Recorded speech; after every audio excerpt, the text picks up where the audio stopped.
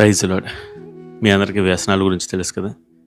ఇదిగో మన జీవితంలో ఏదైనా ఒక వ్యసనం ఉంటే ఆ వ్యసనం మనల్ని నరకం వైపుకు లాక్కుంటూ వెళ్ళిపోద్ది. అది మన చుట్టూ ఉన్న వాళ్ళు మనకు దూరం చేస్తే మన జీవితం మీద మనకే అసహ్యం కలిగే అంతగా మనల్ని నీచమైన స్థితికి తీసుకెళ్ళిపోద్ది.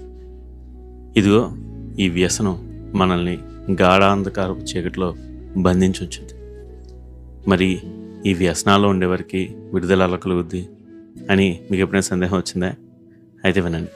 వ్యసనంలో ఉన్న వారికి విడుదల దేవుని మాటను బట్టి కలుగుద్ది. అవును, ఆయన వాక్కు పలకగానే అలా జరిగింది. దేవుడు సృష్టి మొత్తం చేసినప్పుడు మొదటగా ఆయన చెప్పిన మాట ఏంటి? వెలుగు కలుగునుగాక. సృష్టి అంతా నిరాకారంగా శూన్యంగా ఉంది. అప్పుడు దేవుడు పలికిన మొట్టమొదటి మాట వెలుగు కలుగునుగాక. ఆయన అలా చెప్పగానే వెలుగు కలిగింది. అది మంచిదని దేవుడు చూశాడు. ఇదిగో మనల్ని కూడా దేవుడు చీకట్లోంచి వెలుగులో పిలిచాడు. అవును కదా. అలాగే ఈరోజు మీలో ఎవరైనా వ్యసనాల్లో చిక్కుబడి దేవా నా వల్ల కావడం లేదు అంటున్నారా? అయితే దేవుడి దగ్గరికి వెళ్ళి అడగండి. దేవా నీ వాక్కును పంపు, నీవు సెలవు పోయి అలా జరుగుద్ది. దేవా ఇదిగో నీ వాక్యాన్ని చదువుతున్నా, నీ వాక్యాన్ని ఎత్తిపట్టి ప్రార్థన చేస్తున్నా, ఇక్కడ నుండి ఈ వ్యసనాన్ని నేను చెయ్యను అని మీ నోటితో పలకండి. యేసు నామములో దాన్ని గద్దించండి. దేవుని దగ్గర ఒప్పుకుని విడిచిపెట్టండి. బాధపడడం వల్ల కార్యాలు ఏమీ మారిపోవు. కేవలం పశ్చాత్తాపడడం వల్ల మాత్రమే మారుతాయి. ఇదిగో నేను చెప్పిన మాటలు మీకు బాగా అర్థంగా ఉంటే మీకు వచ్చిన విషయం చెప్తాను. మెల్ టోరెట్ అనే ఒక వ్యక్తి అమెరికాలో జీవిస్తుండేవాడు. ఇదిగో ఈయన తండ్రి ఒక బార్ అటెండర్. ఇదిగో ఈయన తన దగ్గరకు వచ్చిన వారికి మద్యాన్ని సర్వ్ చేయడం మాత్రమే కాదు, తాను కూడా ఒక మద్యానికి బానిసగా మారిపోయాడు. అవును, తను ఎంతగా అనేక మందికి సర్వ్ చేసేవాడో అదంతా కూడా తానే తాగేవాడు. అంతగా అతడు మద్యానికి బానిసైపోయాడు. అతని కొడుకే ఈ మెల్ టోరెట్ గారు. తన తండ్రి యొక్క రోల్ మోడలే తీసుకుని ఈయన కూడా మద్యానికి బానిసైపోయాడు. ఎంతగా బానిసైపోయాడు అంటే ఇతను ఎన్నోసార్లు దాన్ని విడిచిపెట్టాలని ప్రయత్నించాడు, కానీ ఒక్కసారి కూడా అతని చేత కాలేదు. ఇదిగో అతనికి వివాహం అయింది, భార్య బెడ్లో కలిగారు. ఎన్నోసార్లు అతను అనుకున్నాడు ఇక దీనిని నేను చెయ్యకూడదు అని చెప్పి, కానీ మరలా మద్యం తాగేవాడు. ఉద్యోగాలు కోల్పోయేవాడు.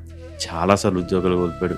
ఎన్నోసార్లు తన భార్యకి మాట ఇచ్చాడు, ఇక నేను మరలా చేయను, ఇక నేను మరలా చేయను, ఇక నేను మరలా తాగను.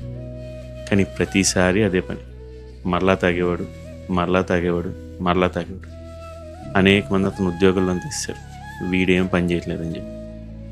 చివరికి అన్ని ఉద్యోగాలు కోల్పోయాడు. అలాగే తన బిడ్డ, చిన్న బిడ్డ అప్పుడే పుట్టింది, కొన్ని నెలలకి ఆ చిన్న బిడ్డ కూడా మరణించింది. ఇక తట్టుకోలేకపోయాడు.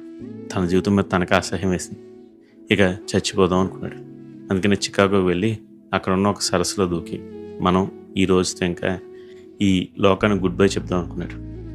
అలాగే ఓ నది దగ్గరికి వెళ్ళి అక్కడ నది చుట్టూ నడుస్తుండగా మరలా అతను ఉన్న ఆ వ్యసనం ఇన్స్టింక్ట్ అతను మరలా మద్యం తాగాలని ప్రేరేపించింది. కానీ డబ్బులు ఏమీ లేవు. చివరికి తన కాళ్ళ వంక చూసుకున్నాడు. షూస్ ఉన్నాయి. సరే ఈ షూస్ అమ్మేసి దీంతో వచ్చిన డబ్బులతో మద్యం తాగుదాం అని చెప్పి ఆ షూస్ అమ్మేసి కాళ్ళకి చెప్పులు లేకుండా ఆ చెల్లో ఆ సరస్సు పక్కన మద్యం తాగుతూ నడుస్తూ ఉన్నాడు. అతనికి అనుకున్నాడు కొద్దిసేపట్లో నేను దీంట్లో దూకేస్తాను. అలా నడుస్తుండగానే పసిఫిక్ గార్డెన్ మిషన్ అనే ఒక మిషన్ వ్యక్తిని ఇతను కలుసుకోగలిగాడు. ఇదిగో ఆ మిషన్ యొక్క మెయిన్ ఉద్దేశం ఏంటంటే హోమ్లెస్ పీపుల్కి, అలాగే ఎవరైతే ఇల్లు మనుషులు ఎవరు లేకుండా అనాథలుగా ఉంటారో, ఇలా బాటసారులుగా ఉంటారో వాళ్ళ దగ్గరికి వచ్చి యేసుక్రీస్తు ప్రభు యొక్క ప్రేమను ప్రకటించడం వాళ్ళ పని. వాళ్ళు అదే చేశారు. ఇదిగో ఇక్కడ ఉన్న మెల్ టోరెట్ గారికి దేవుడు ప్రేమను పరిచయం చేశారు. దేవుని వాక్కుని ఆయనతో చెప్పారు. మీకు తెలుసా, ఆ రోజు అతని జీవితంలో వెలుగు వచ్చింది. ఇక అంతే, చనిపోవాలి అని నిర్ణయించుకున్న ఆ మెల్ టోరెట్ గారు తన చావు అనేదాన్ని విరమించుకుని తన మద్యానికి ఇక అక్కడితో స్వస్తి చెప్పి తాను అలా ఎంతమంది అయితే ఈ విధంగా నిరాశ్రయులుగా వ్యసనాలని జయించలేని వారుగా ఉంటే వాళ్ళందరి వద్దకు వెళ్ళి నన్ను దేవుడు మార్చాడు, నిన్ను కూడా మారుస్తాడు, రా నాతో పాటు అని చెప్పి అనేక మందిని 40 సంవత్సరాలు దేవుని పరిచయంలో ఉండి రక్షించాడు. ఇది మెల్ టోరెట్ గారి జీవితం మొదట గాఢాంధకారంలో మొదలైంది. కానీ దేవుని వాక్కు ఆయన జీవితంలోకి రాగానే ఆయన జీవితంలోకి వెలుగు కలిగింది. అంత మాత్రమే కాదు, అది మంచిదైంది. ఎంత మంచిదైంది అంటే అతను కేవలం తాను మాత్రమే కాదు 40 సంవత్సరాలు పరిచయం చేసి అనేక మందిని రక్షించగలిగాడు. ఈరోజు మీలో ఎవరైనా ఏదైనా ఒక వ్యసనానికి బానిసలైపోయారా? నా వల్ల కావడం లేదనుకుంటున్నారా? అయితే దేవుని వాక్యాన్ని తెరవండి. దేవుని అడగండి, దేవా నీ వాక్కును పంపి నన్ను బాగు చేయి, నాకు సహాయం చేయి, నన్ను సరిచేయి. ఇది నేను యోధ ఇస్కరియోతులా బాధపడేవాడిగా ఉండాలనుకోవట్లేదు, పేతురులో పశ్చాత్తాపడదాం అనుకుంటున్నాను.